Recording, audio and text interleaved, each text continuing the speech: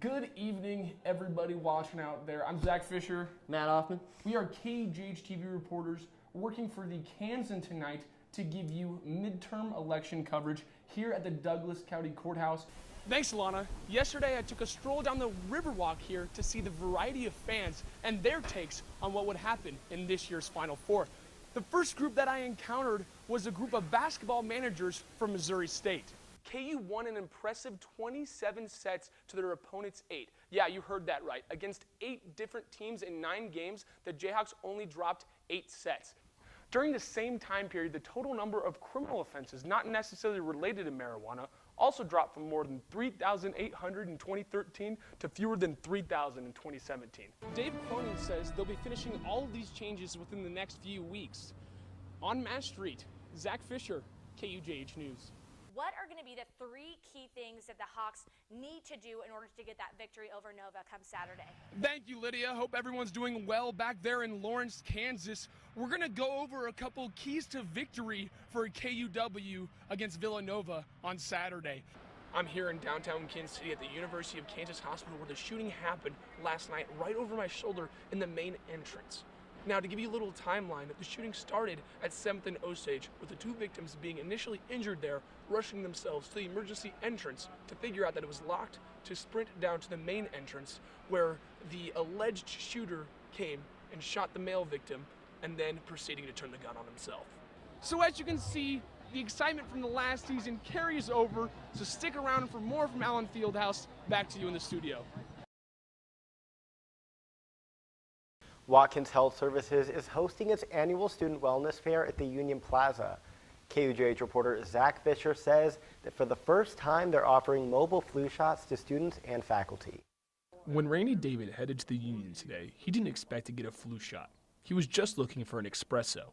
A new program from Watkins Health Services changed his mind. Decided, now's as good a time as any. It was very convenient to be right here, so I just figured might as well, take 5 minutes. I observed at least 10 students getting shots in the 20 minutes I was on the scene. The Watkins Health Services program manager says she doesn't know how many students and faculty will take advantage of this.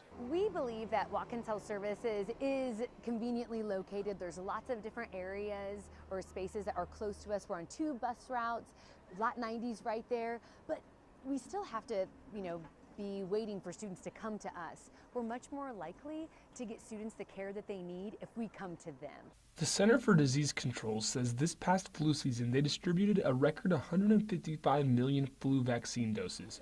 Getting a flu shot last year reduced your chance of getting the virus by 40%. From the Memorial Union, Zach Fisher, KUJH News. The big issue is the county and the city have not updated their agreement since 2000. In the original 1996 agreement, the city paid more than 73% of EMS services, which is more than $5 million. The county covered slightly more than 26%. The city uses services more because the city population is greater than the rest of the county. In October of 2000, the city and the county made a 1% adjustment to those rates. Those percentages have not changed in 18 years, a large increase in the number of calls. 2017, 9,000 calls were made, which is reported 4,000 more than in 1997. At the City Commission work session, the mayor addressed how the funding is becoming inequitable for the citizens of Lawrence. The nature of the services have changed as well. There's a greater percentage of medical calls and a lesser percentage of fire calls. Yeah. The interim fire chief says the city and county need a new agreement. He also says the county's current percentage is not fair, but he's not sure the exact dollar amount the rest of the county should pay. That'll be something that the commissions and the county commission will come together and determine that amount. But we just believe that at this time it's greater than the 25.64% that's currently being allocated for EMS provision within the county. The next step in amending this agreement is taking the issue to the county commission. Mayor Stuart Bully says that he wants to get Eudora and Baldwin involved in the conversations. Michael Gigliotti is an up-and-comer in the Royals minor league program. But when he's on the field, it's his late mother, Paula, that's in his heart. There's not a day that goes by I don't think about her, what she's given me, what she's done for me, the sacrifices she made.